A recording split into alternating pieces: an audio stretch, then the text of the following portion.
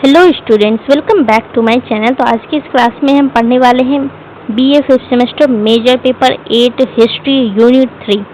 Unit 2 तक already हम पढ़ चुके हैं, तो अब हम पढ़ने वाले हैं यूनिट 3, जिसमें आपको पढ़ना था anti imperialist movement between the great war. तो ये टॉपिक आपको पढ़ना था मेजर पेपर 8 में यूनिट 3 में। तो इसी से रिलेटेड सारा क्वेश्चन आंसर हम आपके लिए लेकर के आए हैं, जो कि काफ़ी इम्पॉर्टेंट है यूनिट 3, क्योंकि आप सभी का एग्जाम है, तो अच्छे तरीके से ध्यान से सुन करके समझ लेना है। तो चलिए हम क्लास को शुरू करते हैं। अपने दोस्तों के साथ शेयर कर देना है और चैनल को सब्सक्राइब कर लेना है।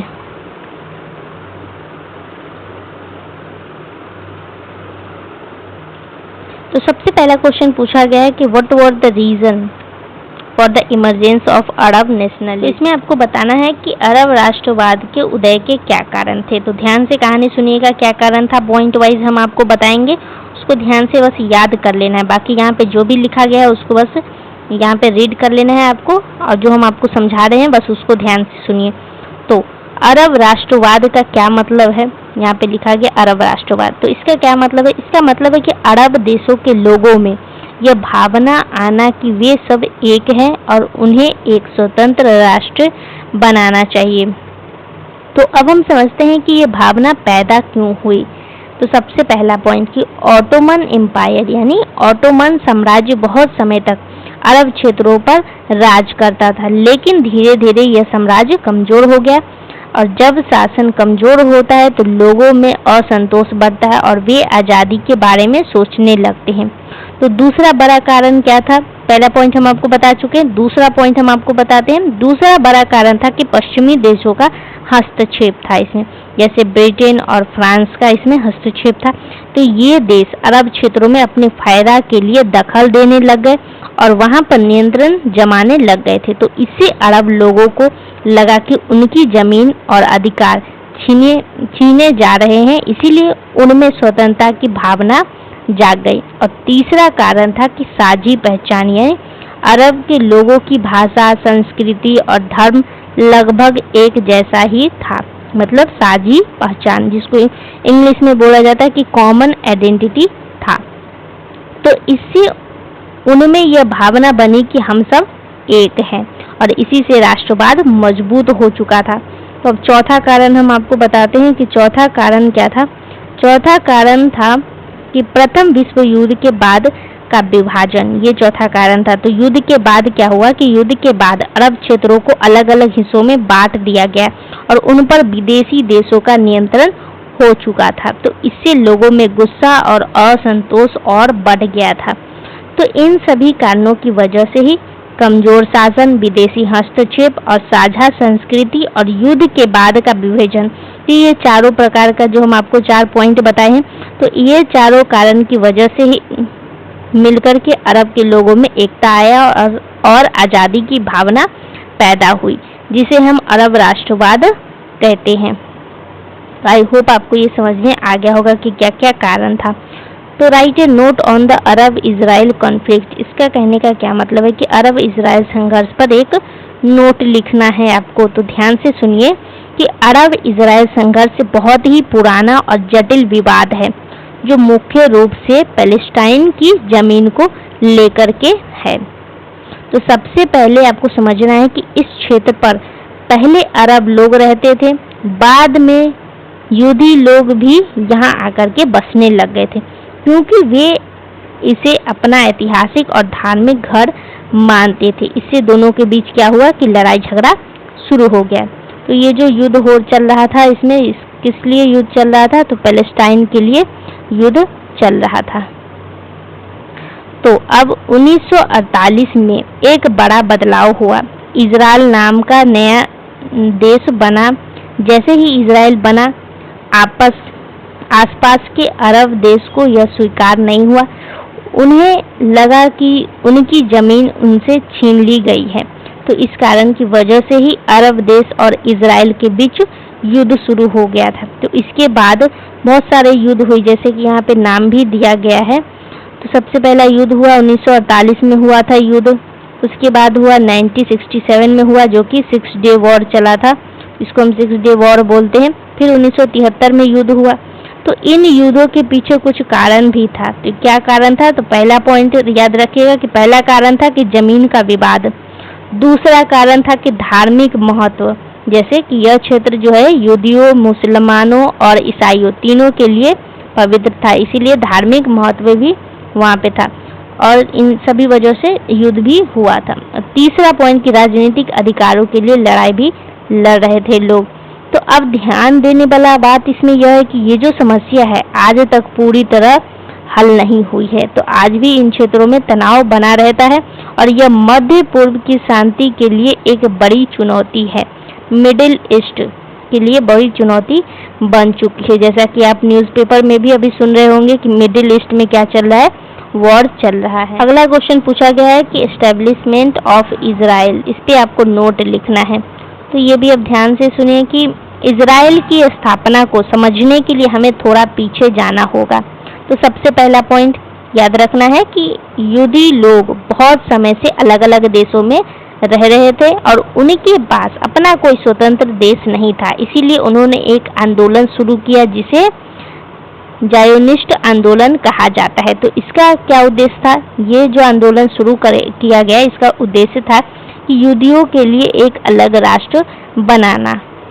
फिर आया वर्ल्ड वॉर 2, यानी ये जो क्या बोलते हैं, ये जो आंदोलन है, आंदोलन के बाद क्या हुआ? इसके बाद हुआ वर्ल्ड वॉर 2 आया, यानी द्वितीय विश्व युद्ध हुआ जिसमें यहूदियों पर बहुत अत्याचार हुए, जिसे होलोस्टिक कहा जाता है, होलोकॉस्ट कहा जाता है। तो इस घटना के बाद पूरी दुनिया को लगा कि यहूदियों के लिए एक सुरक्षित देश होना चाहिए। तो इसके बाद क्या हुआ कि संयुक्त राष्ट्र ने 1947 में एक योजना बनाई जिसमें फिलिस्तीन को 2 भागों में बांटने की बात कही है। तो एक यहूदियों के लिए था और दूसरा अरब के लिए था। तो यहूदियों ने इस योजना को मान लिया था, लेकिन अरब देश ने इसे क्या किया? इस योजना का विरोध किया। तो आखिरकार 14 मई 1948 को इजराइल को एक स्वतंत्र देश के रूप में घोषित कर दिया गया था। लेकिन जैसे ही इजराइल बना, आसपास के अरब देशों ने इसका विरोध किया और हमला कर दिया, जिससे युद्ध शुरू हो गया था। अगला क्वेश्चन पूछा गया है कि what state the causes of the rise of Arab nationalism, राष्ट्रवाद के उदय का क्या कारण था? ये हम पहले ही पढ़ा चुके हैं, तो आपको रीड कर लेना है। चैप्टर 10 से क्वेश्चन पूछा गया है, ये भी यूनिट 3 का ही चैप्टर है, तो इसमें भी यूनिट 3 का ही टॉपिक कवर किया गया है। तो throw light on the causes of responsible for China republic revolution, यानी चीन की गणतंत्र क्रांति के कारणों पर प्रकाश डालना है आपको। तो चीन की गणतंत्र क्रांति 1911 में हुई थी, ये आपको याद रखना है। 1911 में हुई, जिसे हम क्या कहते हैं? जिनहाई रेवोल्यूशन भी कहते हैं। यहाँ पे लिखा हुआ नहीं है, लेकिन हम इसको जिनहाई रेवोल्यूशन भी कहते हैं। इसका मतलब है कि राजशाही खत्म करके जनता का शासन लाना। तो अब इसके कारण को भी हम आसान तरीके से समझते हैं कि सबसे पहला कारण था इसका क्विंग डायनेस्टी, मतलब मांचू शासन। इसको हिंदी में बोला जाता है मांचू शासन। सबसे पहला कारण था मांचू शासन। मांचू शासन की कमजोरी और भ्रष्टाचार। तो सरकार ठीक से काम नहीं कर रही थी, जिससे जनता परेशान हो गई थी और उनके अंदर गुस्सा बढ़ता गया। दूसरा कारण था विदेशी शक्तियों का हस्तक्षेप। एक मिनट। तो दूसरा कारण विदेशी शक्तियों का हस्तक्षेप था। तो ब्रिटेन, फ्रांस और जापान जैसे देश क्या करते थे? तो जापान जैसे देशों ने चीन के व्यापार को और संसाधनों पर कब्जा कर लिया था। इससे चीन की स्वतंत्रता कमजोर हो गई थी और लोगों को लगा कि उनका देश दूसरे के नियंत्रण में जा रहा है। और तीसरा कारण था सामाजिक और आर्थिक समस्या। तो देश में गरीबी बहुत ज़्यादा थी, किसानों की हालत भी खराब थी, बेरोजगारी बढ़ते जा रहा था और आम जनता का जीवन भी कठिन होता जा रहा था। तो इसीलिए वे बदलाव चाहते थे। अब चौथा कारण था नेशनलिज्म, यानी राष्ट्रीय चेतना। तो चौथा कारण था राष्ट्रीय चेतना का विकास। तो लोगों में ये जो भावना जागी कि हमें अपना देश खुद चलाना चाहिए और विदेशी तथा कमजोर शासन से छुटकारा पाना चाहिए। और पांचवा पॉइंट है, मतलब पांचवा कारण है कि नए और सुधारवादी विचारों का प्रभाव भी पड़ा था, यानी शिक्षा और नए विचार के कारण लोग लोकतंत्र और आधुनिक शासन की ओर आकर्षित हो चुके थे। तो इन सभी कारणों की वजह से कमजोर शासन, विदेशी हस्तक्षेप और आर्थिक समस्या और राष्ट्रीय चेतन ने मिलकर के क्या किया कि 1911 की क्रांति को जन्म दे दिया था और गणतंत्र की स्थापना का रास्ता साफ हो चुका था। आई होप आपको ये समझ में आ गया होगा। अब हम बढ़ते हैं युआन शिकाई के कार्य और नीति गणतंत्र की असफलता के लिए जिम्मेदार थी। कौन जिम्मेदार थे ये आपको बताना है, तो ध्यान से सुनिए ये कहानी कि जब 1911 की क्रांति के बाद चीन में गणतंत्र बना तो उसके पहले राष्ट्रपति कौन थे, तो वो थे युहान शिकाई। युहान शिकाई राष्ट्रपति थे। तो युहान शिकाई राष्ट्रपति बन चुके थे। तो लोगों को उम्मीद थी कि वे लोकतंत्र को मजबूत करेंगे, लेकिन उन्होंने इसके उल्टा काम किया। ये क्या करते हैं, लोग को लगता है कि ये लोकतंत्र के लिए काम करेंगे, लेकिन ये क्या करते हैं, इसका ठीक उल्टा ही काम करते हैं। तो सबसे पहला पॉइंट आपको याद रखना है कि उन्होंने लोकतंत्र को कमजोर कर दिया। युहान शिकाई क्या करते हैं, सबसे पहले क्या करते हैं वो कि लोकतंत्र को ही कमजोर कर देते हैं। तो एक गणतंत्र में संसद और जनता की शक्ति सबसे महत्वपूर्ण होती है, लेकिन युहान शिकाई ने संसद को कमजोर कर दिया और अपने फैसले खुद लेने लग गए। दूसरा पॉइंट याद रखना है कि उन्होंने विपक्ष को भी दबाया था। तो जो लोग उनकी नीतियों का विरोध करते थे उन्होंने हटाने या चुप कराने की कोशिश भी की थी। इससे लोकतांत्रिक माहौल खत्म होने लग गया था।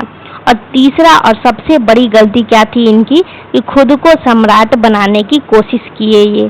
तो सोचो, जहां राजशाही खत्म करके गणतंत्र बनाया गया था, वही नेता फिर से राजा बनना चाहता था। तो इससे जनता और नेताओं में बहुत ही ज्यादा गुस्सा फैल गया था और उनके खिलाफ विद्रोह शुरू हो गया था। अब चौथा पॉइंट आपको याद रखना है कि उनके शासन में भ्रष्टाचार और अस्थिरता बढ़ चुकी थी, यानी युआन शिकाई के शासन में भ्रष्टाचार और अस्थिरता बढ़ चुकी थी।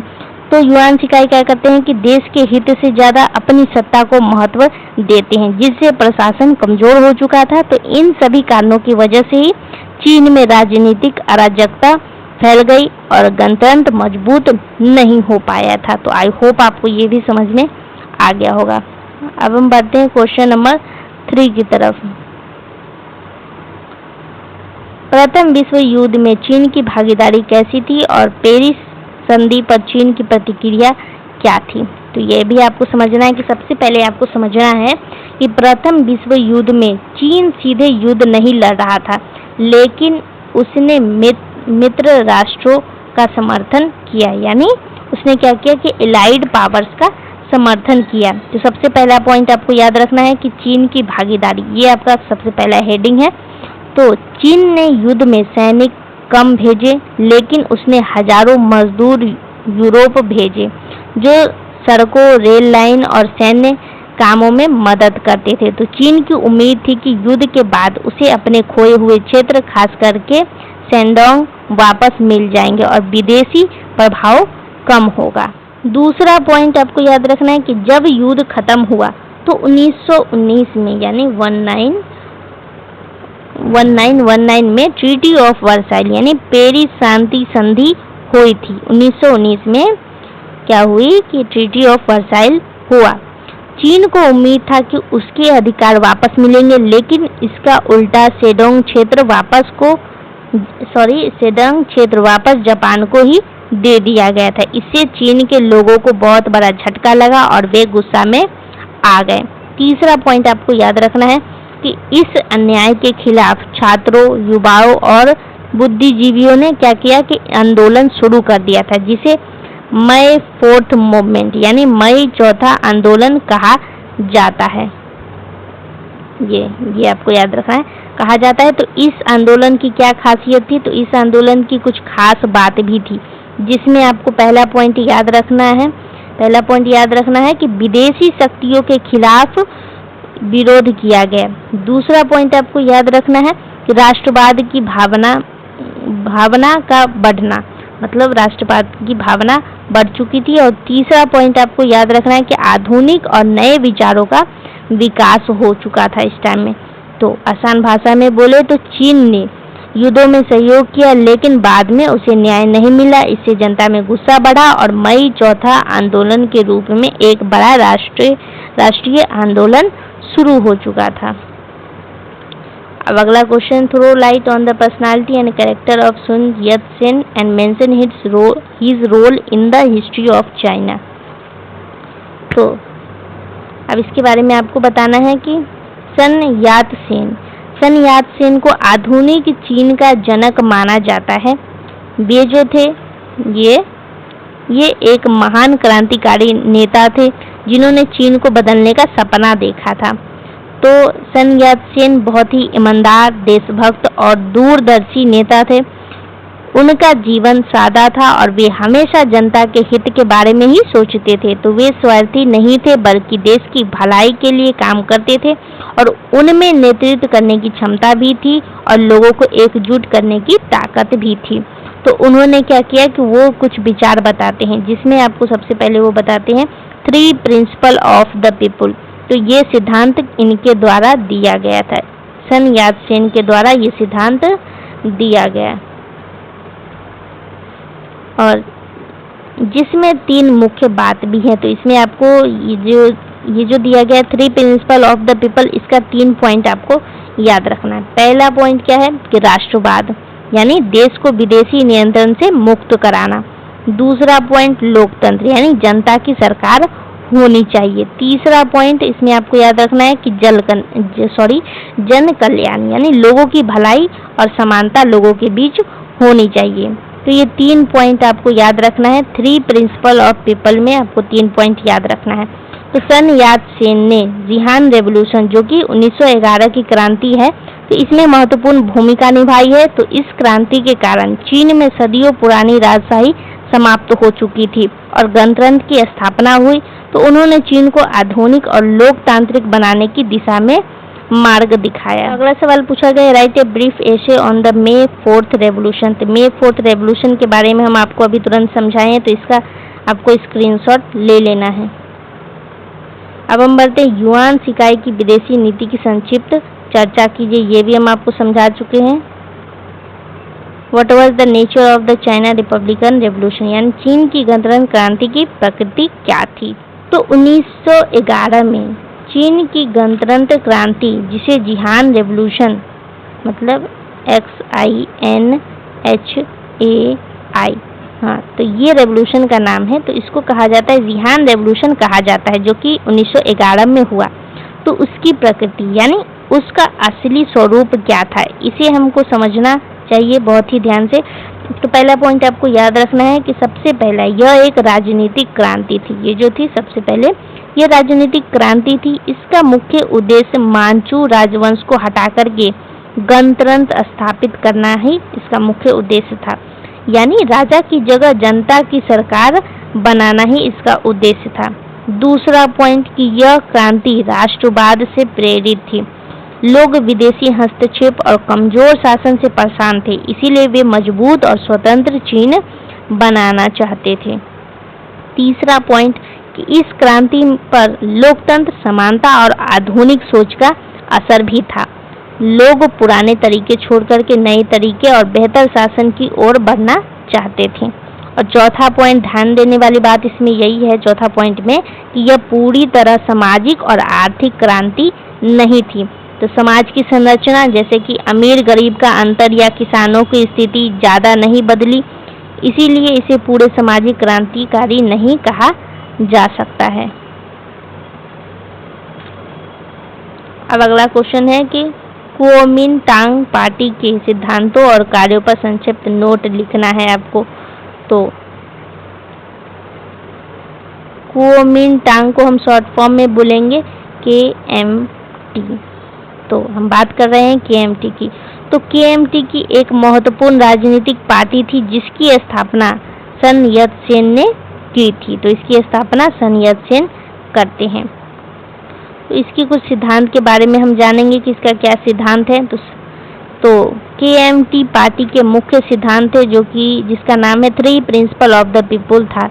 इसका मतलब है कि जिसमें आपको पहला पॉइंट आपको याद रखना है राष्ट्रवाद यानी चीन को विदेशी शक्तियों के प्रभाव से मुक्त करना और एक मजबूत राष्ट्र बनाना। दूसरा पॉइंट लोकतंत्र, जनता की सरकार स्थापित करना चाहते थे जहां लोगों को अपने नेता चुनने का अधिकार हो।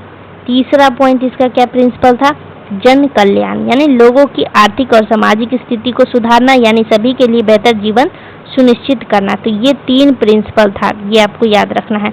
अब हम बात करेंगे कि केएमटी पार्टी के कुछ मुख्य कार्य भी था जिसके बारे में अब हम बात करेंगे।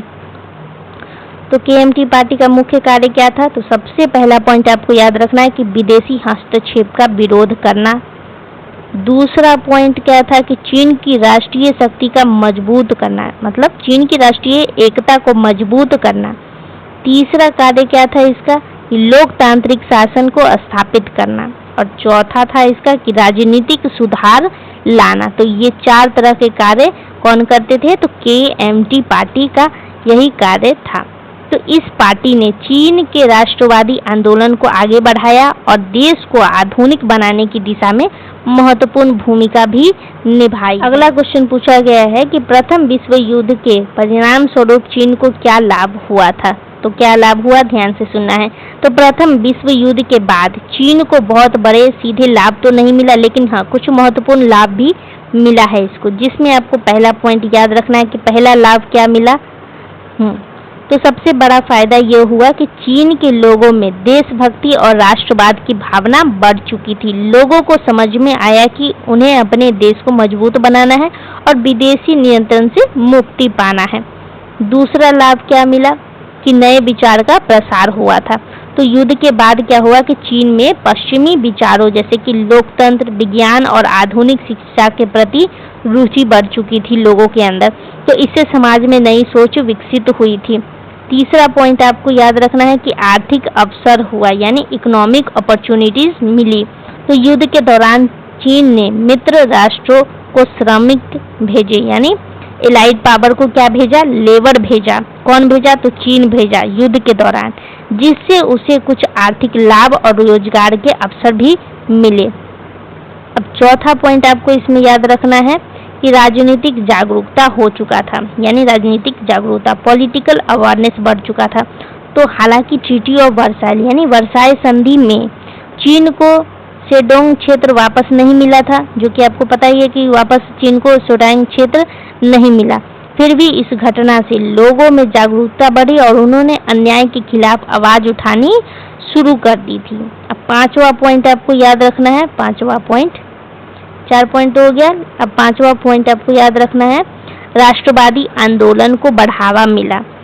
तो इसका कहने का मतलब है कि इसी असंतोष के कारण मई 4th मूवमेंट यानी मई 4था आंदोलन शुरू हो चुका था, जिससे चीन में राष्ट्रवाद और आधुनिक राजनीति विचारों को मजबूत किया गया था। तो आई होप कि आपको ये 5 पॉइंट याद रहेगा।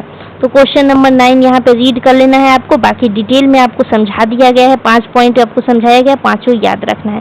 तो अब हम बढ़ते हैं चैप्टर 11 की तरफ। तो चैप्टर 11 में सबसे पहला क्वेश्चन पूछा गया है, right an essay on the expansion of French imperialism.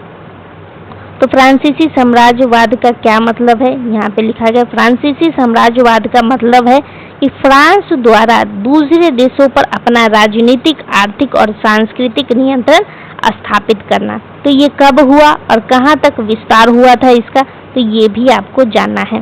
तो फ्रांस ने 19वीं सदी और 20वीं सदी में अपने साम्राज्य का तेजी से विस्तार किया था। तो उसने क्या किया कि एशिया और अफ्रीका के कई हिस्सों पर कब्जा भी करता है। कौन करता है, तो फ्रांस करता है, एशिया और अफ्रीका के कई क्षेत्र पर कब्जा करता है।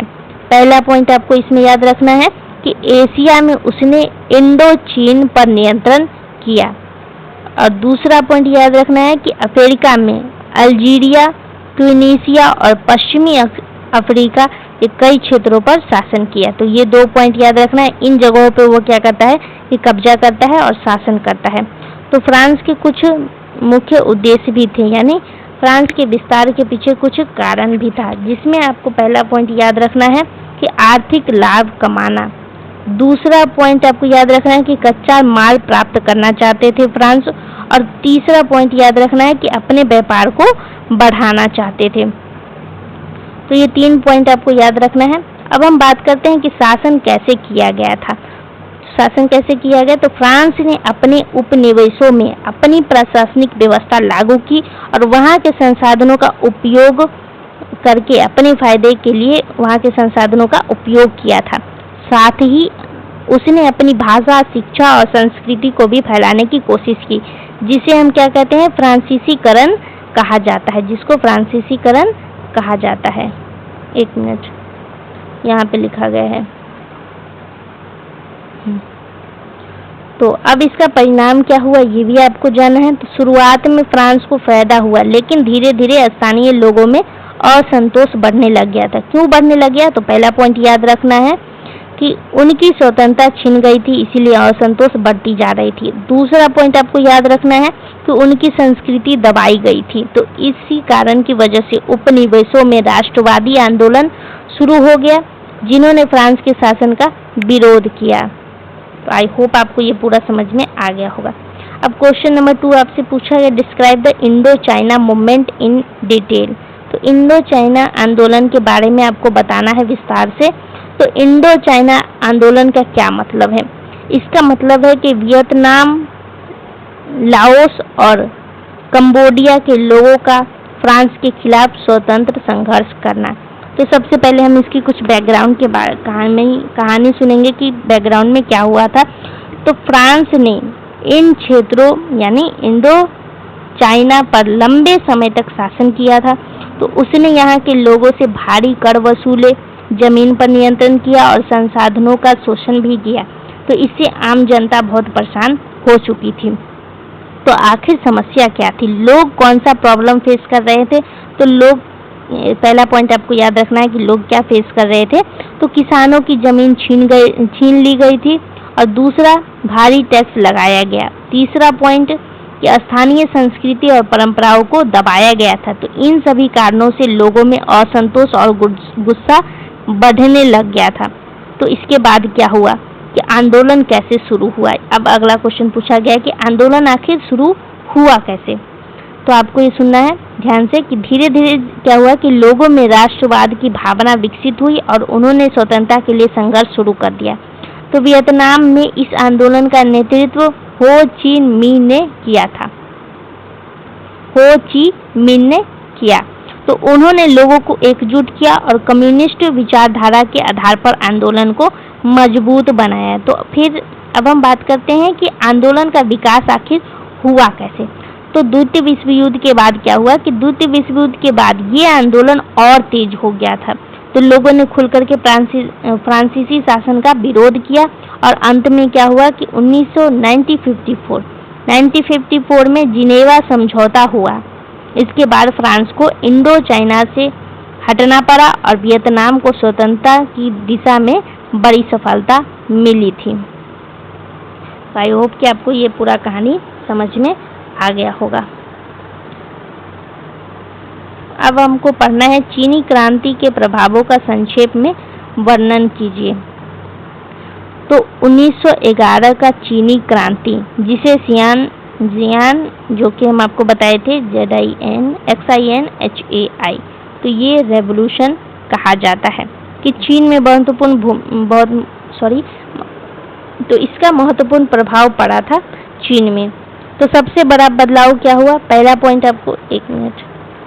पॉइंट आपको याद रखना है कि सबसे बड़ा बदलाव यह हुआ कि मांचो राजवंश का अंत हो चुका था और सदियों पुरानी राजशाही खत्म हुई और उसकी जगह गणतंत्र की स्थापना हो चुकी थी।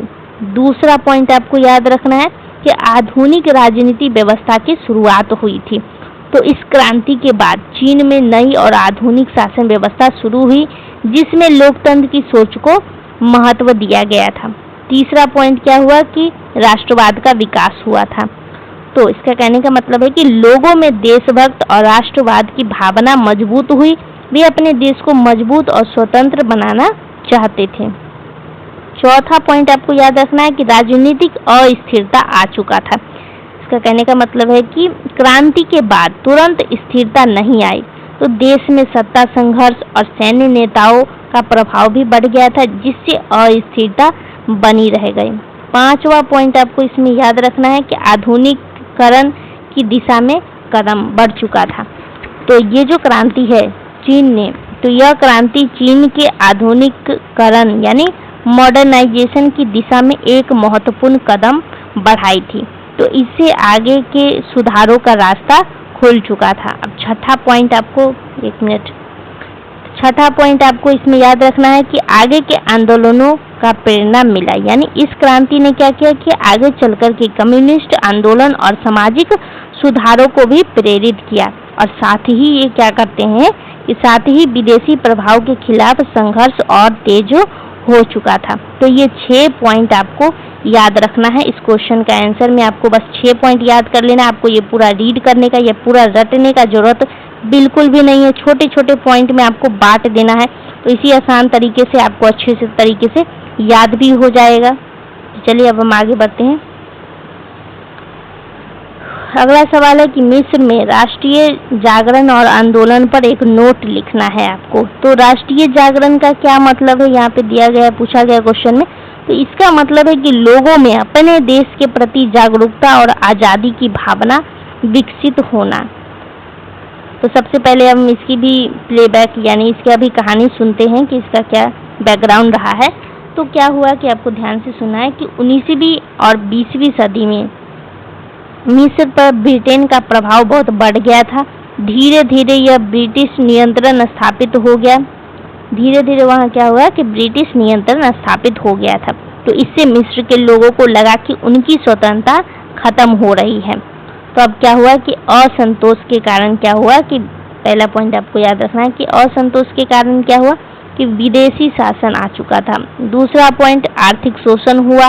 तीसरा पॉइंट राजनीतिक अधिकारों की कमी हुई। तो इन सभी कारणों की वजह से ही लोगों में गुस्सा और असंतोष बढ़ने लगा और राष्ट्रवाद की भावना पैदा हो चुकी थी।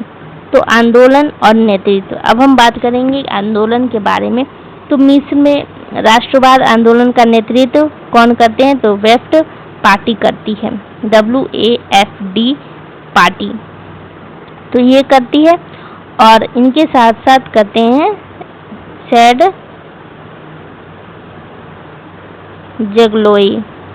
सेगलोई, ये दोनों मिलकर के क्या करते हैं कि इस आंदोलन का नेतृत्व करते हैं। तो इसका परिणाम क्या हुआ, पहले हम बात करते हैं आंदोलन के बारे में। तो 1919 में एक बड़ा आंदोलन हुआ जिसमें छात्र, किसान और आम जनता ने मिलकर के ब्रिटिश शासन के खिलाफ विरोध किया और यह आंदोलन पूरे देश में फैल गया था। इसका क्या परिणाम हुआ कि 1922 में मिस्र को आंशिक स्वतंत्रता देनी पड़ी। यानी इस आंदोलन के दबाव में ब्रिटेन को 1912 में मिस्र को आंशिक स्वतंत्रता देनी पड़ी। हालांकि कुछ समय तक ब्रिटिश प्रभाव बना हुआ था। तो आसान भाषा में बोले तो मिस्र का राष्ट्रीय जागरण एक ऐसा आंदोलन था जिसने लोगों में आज़ादी, आत्मसम्मान और अधिकारों की भावना जगाई और आधुनिक मिस्र के निर्माण की नींव रखी थी। तो आज की इस क्लास में जितना भी क्वेश्चन था यानी यूनिट 3 से जितना भी क्वेश्चन पूछा गया था वो पूरा कंप्लीट हो चुका था। चैप्टर 9, चैप्टर 10 और चैप्टर 11 तीनों चैप्टर आपका इसमें कंप्लीट हो चुका है, यानी यूनिट 3 आप पूरा पढ़ चुके हैं। तो आप सभी को क्या करना है कि दोस्तों के साथ शेयर कर देना है। कोई भी दिक्कत हो तो बार बार वीडियो को पीछे करके ध्यान से सुन लेना है। कहीं पे भी मिस्टेक हो तो कमेंट में बता देना है। कोई भी दिक्कत हो पूछ लेना है। तो आप सभी को बेस्ट ऑफ लक। आपका एग्जाम है तो ध्यान से पढ़ना है, अच्छे तरीके से पॉइंट वाइज करके आपको याद कर लेना है ताकि आपको याद रहेगा। तो चलिए आज के इस क्लास को हम यहीं पे एंड कर रहे हैं। आप सभी का बहुत बहुत धन्यवाद।